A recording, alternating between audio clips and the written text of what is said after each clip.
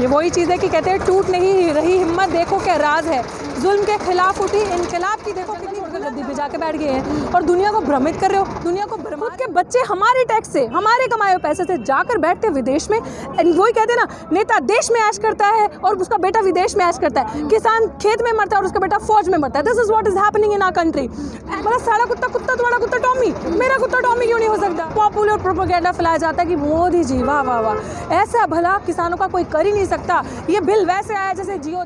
भारत में इनकलाब तभी होगा, ये चीज़ें तभी होंगी जब एक नेता का बेटा बीसीसीआई का चेयरपर्सन नहीं, सेना का जवान होगा और देश का किसान होगा। कितनी तारीफ करें इस सरकार की।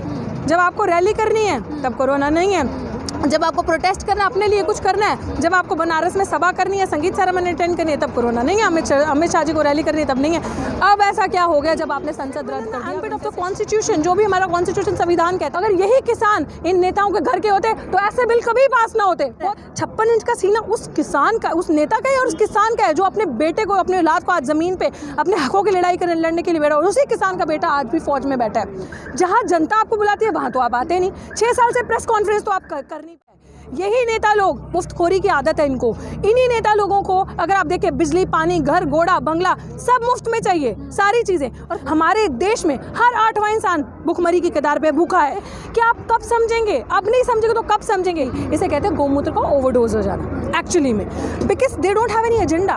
मैंने बार बार ये बताती हूँ कि इनकी जो चली है ना सरकार, वो धर्म में आपको बांटना, जातियों में आपको बांटना, मजहब में आपको बांटना, अमीर गरीब में आपको बांटना, रंग भेद में। इसी भी तो ये राजनीति जा रहा था। वो मुंह से आग के गोले जो इसी कमरे में बैठ के ये गोदी मीडिया देती है कि ये तो पंजाब का किसान है, ये तो सिख आ चुके हैं यहाँ पे।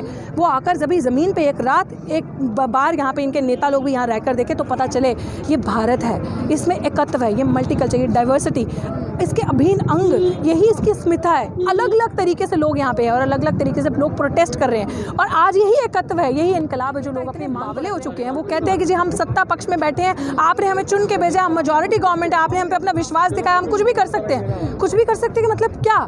तो जनता को तो आप तभी एड्रेस करेंगे ना, जनता की तो बात तभी सुनेंगे जब जनता से बात करेंगे, मतलब मन की बात करेंगे। आपको मन की बात करने का सारा वो है, ठेका लिया है। दुनिया की बात कोई नहीं, जनता की बात कोई नहीं, आपके अवाम की बात आप नहीं सुनेंगे। अब मुझे एक और बात बताओ, आपने कहा रामलीला मैदान में, किसानों को तो आपने रामलीला मैदान में आने नहीं दिया। जितना प्यार, जज्बा, जितना शांतिपूर्वक तरीके से ये प्रोटेस्ट हो रहा है ना, इसमें वो गंदगी। गाजीपुर बॉर्डर पर मौजूद हूँ और मेरे साथ सोशल एक्टिविस्ट रितु सिंह हैं। हमेशा अपनी मुखर आवाज़ को बुलंद करने के लिए पहचानी जाती है। रितु जी, सबसे पहले आपसे पूछना चाहूँगी, आप यहाँ आ रही हैं, सिंघू बॉर्डर पर भी जा रही है, क्या आपको एक चीज़ दिख रही है जो सरकारों को नहीं दिख रही? आप सोशल एक्टिविस्ट हैं, लड़की हैं, क्या आप चीज़ महसूस कर रही हैं किसानों के बीच जब जा रही हैं? ऑफकोर्स किसानों के बीच में जब जा रहे हो आप, तो आपको इनका जज्बा दिख रहा है, सरकार को भी दिख रहा है, लेकिन देखना नहीं चाहते। जब आपकी मंशा, जब नियत गंदी होती है तब आप वो चीज़ें देखना नहीं चाहते। यहाँ पे आकर देखिए कितनी ठंड में, ये कोई बेड्स नहीं है या कोई बहुत कंफर्टेबल सिस्टम नहीं है। यहाँ पे सड़कों पे, फ्लाईओवर पे दे आर स्लीपिंग, और रात को माइनस में टेम्परेचर चला जाता है। इतनी ठंड में ओस भी, दैट ड्यू ड्रॉप्स, वो पड़ते रहते हैं, और इतनी ठंड में ये लोग यहाँ आकर बैठे हैं। And specially if just you ask me कि आप एक वुमेन है, एक औरत हैं, विमेन है, कितनी दिक्कत हो सकती है औरतों को। संघर्ष करें, यहाँ पे आके बैठी हैं, वॉशरूम्स नहीं है, कोई ऐसी कोई सड़क है ना, कोई फैसिलिटी तो है नहीं है। And that is also we are not demanding anything from सरकार कि आप हमें हमारी चीज़ें पूरी करो। ये लोग तो खाना भी अपने घर का खा रहे हैं, खुद ही लेकर आए हैं। तो कैसी परिस्थितियों में बैठ के अपनी जायज़ मांगों के लिए बैठे हैं ये लोग। तो मुझे लगता है कि नहीं भी देखना चाहते तो बेशर्म लोगों को देखना चाहिए और इनका दुख समझना चाहिए। आपने कल भी मानना है, कल भी हारना है, तो देर क्यों करना? आज 22-23 दिन के आंदोलन में आप देखें हैं तो 20 से ज़्यादा किसान शहीद हो चुके हैं। तो ये चीज़ तो सरकार को शर्म करनी चाहिए और इस चीज़ को समझना चाहिए। जो कल करना है वो आज करें। आप शर्म करने की बात कह रही हैं, सरकार तो लगातार कह रही है टुकड़े टुकड़े गैंग शामिल हैं, माओवादी हैं, भड़काया गया, मतलब किसान मानने से बिल्कुल इनकार कर रही है। ये वही चीज़ है कि कहते हैं टूट नहीं रही हिम्मत, देखो क्या राज है। जुल्म के खिलाफ उठी इनकलाब की देखो कितनी बुलंद आवाज़ है। ये वो इनकलाब की आवाज़ है। सरकार मानना नहीं चाहती है, ऐसा नहीं है, बस समझ में नहीं आ रहा कि अपनी बेइज्जती कैसे करवाएं इनके इनकलाब, इनके जज्बे के आगे देखकर, क्योंकि उनको समझ में ही नहीं आ रहा ये हुआ क्या है। 30 साल पहले कभी ऐसा दौर, ऐसा दृश्य देखा होगा कि जहाँ पे इस तरह का इनकलाब, इस तरह की क्रांति रही होगी, या जब कभी अंग्रेज़ों से लड़े होंगे, लड़ाई लड़ी होगी, तब वो पगड़ी वाला वो एक आंदोलन चला था किसानों का। अब ये ऐसा एक आंदोलन है, ये ऐसी एक रेख अपनी रूप बना चुका है कि पीछे हटने वाले नहीं है। खाली वो ही नहीं है सत्ता पक्ष में बैठे जो ये कहते हैं not an inch back. Now they have also decided not an inch back. चाहे वो हमारे योगी जी, जिन्होंने आपने थोड़े दिन पहले वो बयान सुना होगा, शर्मनाक बयान अगर कोई ऐसा देता है तो वो कहता है कि मंदिर बन रहा है वहाँ पे, इसलिए ये लोग यहाँ पे आके लड़ रहे हैं। ये जज्बा देख रहे हो? मंदिर किसका बना था? मंदिर बना था प्रभु राम का। प्रभु राम वो इंसान थे जो जंगल छोड़कर, जो गद्दी छोड़कर जंगल चले गए थे। ये कैसे ढोंगी योगी जी हैं जो अपनी गद्दी छोड़कर अपना अपना जंगल छोड़कर गद्दी पे जाके बैठ गए हैं और दुनिया को भ्रमित कर रहे हो, दुनिया को भरमा रहे हो। और मैं यही नहीं कहती, अगर देखने की बात ये है कि भाई फसल मैं लगा रही हूँ ना, मेरी फसल है तो दाम मैं तय करूँगी या तुम तय करोगे? मतलब सारा कुत्ता कुत्ता, तुम्हारा कुत्ता टॉमी, मेरा कुत्ता टॉमी क्यों नहीं हो सकता? मेरा कुत्ता टॉमी क्यों नहीं? मेरी लगाए हुए धान का दाम मैं तय करूँगी ना, मेरी लगाई हुई धान का दाम आप तय नहीं करोगे तो उसकी MSP भी मुझे वो उस तरीके से चाहिए ना। आप कौन होते हैं बताने वाले मुझे? इट्स वेरी स्ट्रैटेजिकली ये जो सारी चीज़ें हो रही है ना, ये मजाक नहीं है, बड़ा स्ट्रैटेजिकली ये हुआ है। आप अगर शुरू से अगर इस आंदोलन में है, क्योंकि आप पत्रकार हैं, आप लोगों ने देखा होगा वहाँ से पॉलिसी बनी, स्ट्रैटेजी बनाई और छोड़ दिया अपने दलालों को मीडिया के थ्रू बोले बरसाने के लिए। पहली ऐसी सरकार होगी जो ज़बरदस्ती कह रही कि मैं किसानों का भला करना चाह रही हूँ। किसान कह रहे हैं हमें ऐसी भलाई नहीं चाहिए भाई, ये भलाई हमारी मत करो, लेकिन ज़बरदस्ती और मीडिया के थ्रू एक पॉपुलर प्रोपेगेंडा फैलाया जाता है कि मोदी जी वाह वाह वाह, ऐसा भला किसानों का कोई कर ही नहीं सकता। ये बिल वैसे आया जैसे जियो धन आया था, फ्री इंटरनेट, फ्री सिम ले लो, ये वैसा ही बिल आया है कि आपको 2 साल 1.5 साल तो दिखाएगा अच्छा तमाशा, उसके बाद आपको असली औकात, असली एहसास पता चले जाएगी। आप अभी देखें कितनी तारीफ़ करें इस सरकार की। जब आपको रैली करनी है तब कोरोना नहीं है, जब आपको प्रोटेस्ट करना, अपने लिए कुछ करना है, जब आपको बनारस में सभा करनी है, संगीत सेरेमनी अटेंड करनी है तब कोरोना नहीं है, अमित शाह जी को रैली करनी है तब नहीं है। अब ऐसा क्या हो गया जब आपने संसद रद्द कर दिया विंटर सेशन में? किससे पूछकर? Is this democracy? क्या इसको डेमोक्रेसी कहते हैं कि आप वहाँ पे बैठे हैं? सत्ता किससे बनती है? पक्ष है, विपक्ष है, ऐसे ही तो सिस्टम चलता है ना। तो जब पक्ष और विपक्ष से सिस्टम चलता है तो आप कौन होते हैं? आप कह रहे हैं कि मैं, उनके नेतागण कहते हैं कि हम मेजॉरिटी से आके बैठे हैं, हमारी मेजॉरिटेरियन गवर्नमेंट है, हम कुछ भी कर सकते हैं। What does that mean? उसका मतलब ये है कि आप कुछ भी कर लेंगे, आप किसी का भी गला काट देंगे, कोई भी कानून ले आएंगे। ऐसे नहीं चलता है सिस्टम। आप किसी भी सिस्टम में बैठे हैं, you need to make your decisions और you need to sit within the ambit of the constitution, जो भी हमारा कॉन्स्टिट्यूशन संविधान कहता है। आप कैसे ऐसी कोई भी डिसीजन ले सकते हैं? क्योंकि इनको पता था कि अगर संसद जाएंगे, संसद चलेगी तो हमारा गला वो लोग पकड़ेंगे, हमारा गला पकड़ेंगे, हमारे सवाल पूछेंगे और किसानों के बिल को बोलेंगे कि तुम लोगों ने गलत किया। तो अपने पास कोई जवाब तो है नहीं है कि उनका गला पकड़ेंगे इनके गंदे कानूनों की लिहाजे से। तो ये वही चीज़ है जो अभी हुई है। इनको नहीं पता कॉन्स्टिट्यूशन के अंदर क्या है, इनको ह्यूमन राइट्स का नहीं पता, ह्यूमन वैल्यू का नहीं पता, वो किसी के फ्रीडम ऑफ स्पीच, डिसेंट क्या है, डिसेंट भी अगर मैं विरोध कर रही हूँ तो ये भी तो एक संवैधानिक अधिकार है मेरा। इस सरकार को वो समझ नहीं आता। मैं कहती हूँ जो सरकार में नेतागण बैठे हैं, अगर यही किसान इन नेताओं के घर के होते तो ऐसे बिल कभी पास ना होते ऐसे बिल पास, ऐसे बिल कभी पास नहीं होते। और मैं आपको ये भी बता देना चाह रही हूँ इस माध्यम से कि इस देश में, इस मुल्क में, इस भारत में इनकलाब तभी होगा, ये चीज़ें तभी होंगी जब एक नेता का बेटा BCCI का चेयरपर्सन नहीं, सेना का जवान होगा और देश का किसान होगा। क्योंकि ये वो सरकार है, इस सरकार में वो लोग नेता बन के बैठे हैं, इतने बेशर्म लोग हैं। क्योंकि इन लोगों का है कि ये जो देश के जो नेता हैं ये ऐश करते हैं विदेश में और नेता मरता है कहाँ? खेत में। यही चलता है इनकी स्ट्रैटेजीज। इनके बच्चे देख लो, इनका पूरा सिस्टम देख लो, पूरा हाईजैक्ड है सिस्टम। कहीं पे भी आप चले जाओ, हमारी सरकारी सुविधाओं को, जितनी भी सिस्टम है, सबको बर्बाद कर दिया है। खुद के बच्चे हमारे टैक्स से, हमारे कमाए हुए पैसे से जाकर बैठते विदेश में। वही कहते हैं ना, नेता देश में ऐश करता है और उसका बेटा विदेश में ऐश करता है। किसान खेत में मरता है और उसका बेटा फौज में मरता है। This is what is happening in our country. ऐसे ही 56 इंच बहुत चिल्लाते थे ना, क्या 56 इंच का सीना ये है कि आज किसान मर रहा है, सरद हवा में किसान मर रहा है, ठंड पड़ रही है, मतलब ऊपर से बारिश गिरती है, कई बार आधी रात को ओस गिरती है और किसान वहाँ पे मर रहा है। 56 इंच का सीना उस किसान का, उस नेता का है और उस किसान का है जो अपने बेटे को, अपने औलाद को आज ज़मीन पे अपने हकों की लड़ने के लिए बैठा, और उसी किसान का बेटा आज भी फौज में बैठा है। तो ये ढोंग, ये तमाशा, ये ड्रामेबाजी यहाँ पे ना दिखाएं। जो किसानों की जायज़ मांगे हैं उनको वो किसानों की जायज़ मांगे दें, देर नहीं करें डील, ये ड्रामा ढोंग ना रचें। वहाँ जाकर गुरुद्वारे में जो आज गए हैं, गुरुद्वारे में जाकर रकाबगंज गुरुद्वारे में, ये ढोंग हमें नहीं चाहिए। जहाँ जनता आपको बुलाती है वहाँ तो आप आते नहीं। 6 साल से प्रेस कॉन्फ्रेंस तो आप कर नहीं पाए, आप वहाँ जा जाके ड्रामा करते हैं। यहाँ जनता आपको बुला रही है, जिस तरह एक हमारी कम्युनिटी में कहा जाता है कि जो जहाँ पे लोग बैठते हैं, जो सत्संग होता है, वहीं पे असल में गॉड रिजाइड्स देयर। तो अब यहाँ तो आपसे आया नहीं जाता, आप वहाँ जाके ड्रामा कर, क्योंकि वहाँ तो गुरुद्वारे में, मंदिर में तो कोई भी जाता है, और नेता लोगों को तो असली में काम ही होता है कि जाकर लोगों को अट्रैक्ट करना कि देखो जी मैंने बहुत महान कर डैड we don't want your jumlas, क्योंकि हम अच्छे से जानते हैं कि नेता क्या है। बताइए मुझे, मैं आपसे पूछ रही हूँ नेता क्या है। यही नेता लोग, मुफ्तखोरी की आदत है इनको, इन्हीं नेता लोगों को अगर आप देखें बिजली, पानी, घर, घोड़ा, बंगला सब मुफ्त में चाहिए, सारी चीज़ें। और किसानों ने भी ना अब फैसला किया है कि इनके लिए ना शर्म उगाई जाएगी खेतों में, और इनको शर्म बिना MSP के मुफ्त में बांटी जाएगी कि कोई शर्म आए, क्योंकि इनको शर्म नहीं है।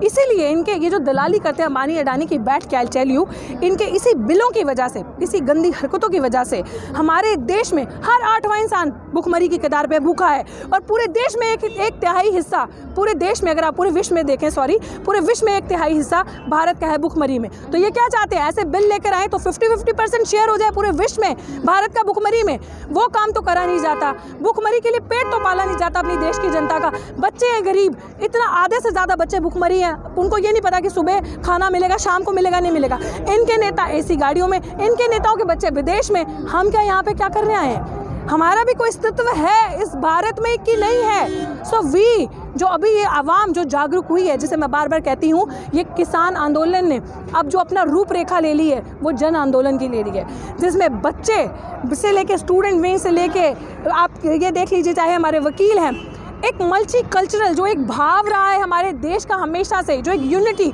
उस चीज़ को लेकर सामने आए हैं। और ये उसी चीज़ का विरोध है, उसी चीज़ का आवाज़ उठाई जा रही है सरकार से कि आप कब समझेंगे? अब नहीं समझेंगे तो कब समझेंगे? आप कह रही हैं कि ये मुद्दे हैं, ये असल मुद्दे हैं। अभी किसान सड़कों पर है, आज से 1 साल पहले महिलाएं सड़कों पर थी, स्टूडेंट सड़कों पर थे, उन पर भी लाठी चलाई थी। लेकिन जब इस देश में चुनाव होते हैं तब वही हिंदू, मुस्लिम, राम मंदिर, मस्जिद को देखकर वोट दिया जाता है, जिसकी वजह से आज ये लोग सड़कों पे हैं कहीं ना कहीं। देखिए, मैं इसे कहती हूँ ना, जो ये लोग ये बातें करते हैं ना, हिंदू मुस्लिम, जैसे योगी जी कहते हैं गौमूत्र राम मंदिर है, पाकिस्तानी नक्सली, इसे कहते हैं गौमूत्र का ओवरडोज हो जाना एक्चुअली में, because they don't have any agenda. मैंने बार बार ये बताती हूँ कि इनकी जो चली है ना सरकार, वो धर्म में आपको बांटना, जातियों में आपको बांटना, मजहब में आपको बांटना, अमीर गरीब में आपको बांटना, रंग भेद में, इसी पे तो ये राजनीति करते आए हैं। और इसी पे आपको खुश कर दिया, आज आपके लिए बनवा दिया, आपको खुश कर दिया, आपसे वोट ले लिया, कल उसको खुश कर दिया, उससे वोट ले लिया।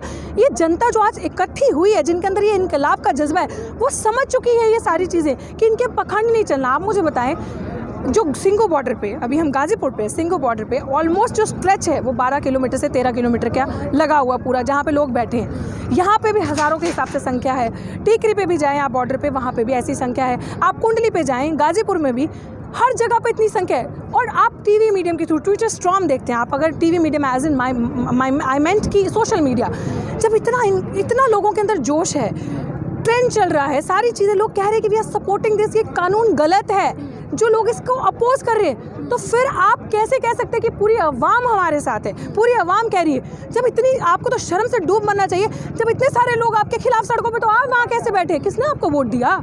किसके वोट से आप वहाँ जाकर बैठे हैं? तो ये तो सवाल पहले आप ही पे खड़ा होता है। मेजॉरिटी में वही कहती हूँ, जब पिछली बार मुसलमान लड़े थे, सड़कों पे थे अपने हक के लिए, इस बार किसान लड़े हैं, तो किसान में बहुत भान के किसान हैं। जब ये सारे इकट्ठे हो जाएंगे तो मेजॉरिटी उस तरफ नहीं रहेगी, मेजॉरिटी इस तरफ रहेगी। तो ये हमें समझने की ज़रूरत है, और आई थिंक आधे से ज़्यादा जनता समझ चुकी है, इसलिए आज इकट्ठी है। इसीलिए आज ये जो जुमला उठाया जा रहा था ना, एक झूठ फैलाया जा रहा था, वो मुँह से आग के गोले जो AC कमरे में बैठ के ये गोदी मीडिया देती है कि ये तो पंजाब का किसान है, ये तो सिख आ चुके हैं यहाँ पे, वो आकर जब ज़मीन पे एक रात एक बार यहाँ पे इनके नेता लोग भी यहाँ रहकर देखे, तो पता चले ये भारत है, इसमें एकत्व है, ये मल्टीकल्चर, ये डाइवर्सिटी, इसके अभिन्न अंग, यही इसकी स्मिता है। अलग अलग तरीके से लोग यहाँ पे हैं और अलग अलग तरीके से लोग प्रोटेस्ट कर रहे हैं, और आज यही एकत्व है, यही इनकलाब है जो लोग अपनी मांग को रख रहे हैं इनके सामने। और रही बात बिल की, आज नहीं कल, जैसे मैंने शुरू में भी कहा, लेकर जाना ही पीछे, तो अच्छी बात है। कहते हैं ना, लंबी रेस का जो घोड़ा होता है ना, वो बहुत सोच समझ के चलता है। या तो इनके शॉर्ट मॉनिटरी गेन्स हैं, जो इनको ऐसा लगता है कि नहीं अभी कर दो, सब कुछ कर दो। अगर इनको अपनी राजनीति पे भी काम करना चाहिए, अगर देर में बने रहना है ना सत्ता पक्ष में, तो आवाम की आवाज़ को सुनना, डेमोक्रेसी को समझना बहुत ज़रूरी है। इतने लोग सड़कों पर हैं, लेकिन अमित शाह लगातार कह रहे हैं कि 50 साल राज करेंगे, और आप बंगाल में भी सरकार बनाने की तैयारी में। बिल्कुल, देखिए बहुत सही कहा, मैंने नहीं कहा, जनता कह रही है, जनता, हम तो एक्टिविस्ट हैं, जनता कह रही है कि वो जो कहते हैं ना, जो उनका दावा है, वो EVM से राज करेंगे। वही चीज़ है। कि अगर आपको इतना कॉन्फिडेंस है, जब आधे, तभी मैंने आपको भी तो बताया कहाँ से कॉन्फिडेंस आ जाता है। इनके नेता इतने बावले हो चुके हैं, वो कहते हैं कि जी हम सत्ता पक्ष में बैठे हैं, आपने हमें चुन के भेजा, हम मेजॉरिटी गवर्नमेंट है, आपने हम पे अपना विश्वास दिखाया, हम कुछ भी कर सकते हैं। कुछ भी कर सकते हैं कि मतलब क्या? आप जैसे ये इन्होंने भाई साहब ने भी बताया कि वो ईवीएम से चुन के उनको एक कॉन्फिडेंस है कि हम राज करेंगे, तो दैट्स व्हाट इज हैपनिंग, क्योंकि उनको लगता है कि ईवीएम का ही खेल है। Of course. एक बात ये बताइए, जहाँ से ईवीएम बनी है, यहाँ आ जाइए, यहाँ आ जाइए। आप ही बोलिए, आज जहाँ से आपसे ही मैं कह रहा हूँ, जहाँ से ईवीएम बनी है, अमेरिका से, जापान से, कहीं से भी, विदेशों में वहाँ चुनाव क्यों नहीं होती है? I think Germany. हाँ बिल्कुल, आप देखिए बड़ा सही सवाल उन्होंने उठाया कि जहाँ ईवीएम बनी है वहीं चुनाव नहीं होता ईवीएम से, और वहाँ पे बैन है। नॉट ओनली चुनाव वहाँ पे बैन है, लेकिन हमारे देश में ईवीएम से चुनाव होता है। तो जनता को तो आप तभी एड्रेस करेंगे ना, जनता की तो बात तभी सुनेंगे जब जनता से बात करेंगे, मतलब मन की बात करेंगे। आपको मन की बात करने का सारा वो है, ठेका लिया है। दुनिया की बात कोई नहीं, जनता की बात कोई नहीं, आपकी आवाम की बात आप नहीं सुनेंगे। जब आप बात सुनेंगे तो लोग आपको कह रहे हैं कि आपको हमने चुन के नहीं भेजा वहाँ पे, आप कैसे बैठे हैं वहाँ पे, आप उनको दो ना प्रूफ। तो यही चीज़ है ना। अब मुझे ऐसा लगता है जिस तरह ये सरकार, जितनी आवाम जो जागरूक हुई है, एंड आई पर्सनली बिलीव कि लोग, अभी तो एक क्रांति है ना, अभी आप देख रहे हो ये जो जन आंदोलन अपना एक वो ले चुका है। अब अगला आंदोलन ना इसी पे आएगा कि चुनाव ईवीएम से नहीं होगा, चुनाव बैलेट बॉक्स से होगा। और चुनाव की पत्रिका, कहते हैं ना, किसी ने बहुत अच्छी बात कही कि एक आप काउंसलर का चुनाव तो जीत नहीं सकते मोदी जी, आप यहाँ पे आकर देखें, एक काउंसलर का चुनाव जीत के दिखा दें, फिर मान जाएंगे आप वहाँ पे जायज़ तरीके से बैठे हैं आप, क्योंकि आपके अंदर तो हाँ, कहते हैं ये अगर इतनी साफ छवि के लोग हैं, फिर सबसे चुनाव करा लें। हाँ देखिए बिल्कुल। अच्छा, अब अन्ना हजारे भी किसान आंदोलन के समर्थन में आ गए हैं, रामलीला ग्राउंड में प्रोटेस्ट करने जा रहे हैं। क्या लगता है कि सही में किसानों के समर्थन में, क्योंकि उससे पहले कह रहे थे कि किसानों को गलत फहमी में भटकाया जा रहा है, और अब रामलीला में प्रोटेस्ट कर, अन्ना जी को अब अपनी रोटियां सेकने की ज़रूरत नहीं है। गॉन आर दोज डेज जब उनका वो टाइम चलता था, जब उनकी वो वेव थी। झूठ, कितनी झूठ की उम्र बड़ी है क्या? कितनी देर तक चलाओगे आप झूठ को? वो झूठ जा चुका है। अब उनको लगा, उनको दिख गया, उनको लगा था कि झूठ जो है मोदी जी फैला रहे हैं, जो गोदी मीडिया फैला रही है, वो चल जाएगा।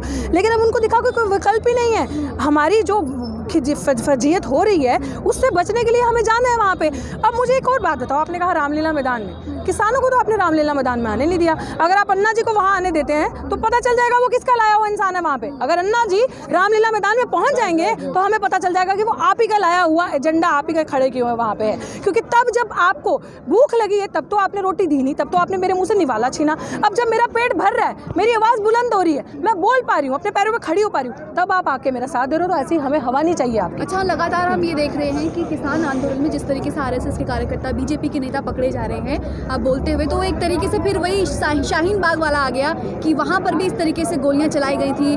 सरकार के लोग थे कि यूट्यूबर थी जो वहाँ पर गई थी, उसी तरीके से इसको भी बदनाम करने की कोशिश की जा रही है। मैं तो यही कहती हूँ कि ऐसी मूर्खताएं ना करें, क्योंकि वहाँ का रूप जो था, ठीक है मैं मानती हूँ बहुत एक ऐसा प्रोटेस्ट है जिसने अपने आप में एक इतिहास बना लिया।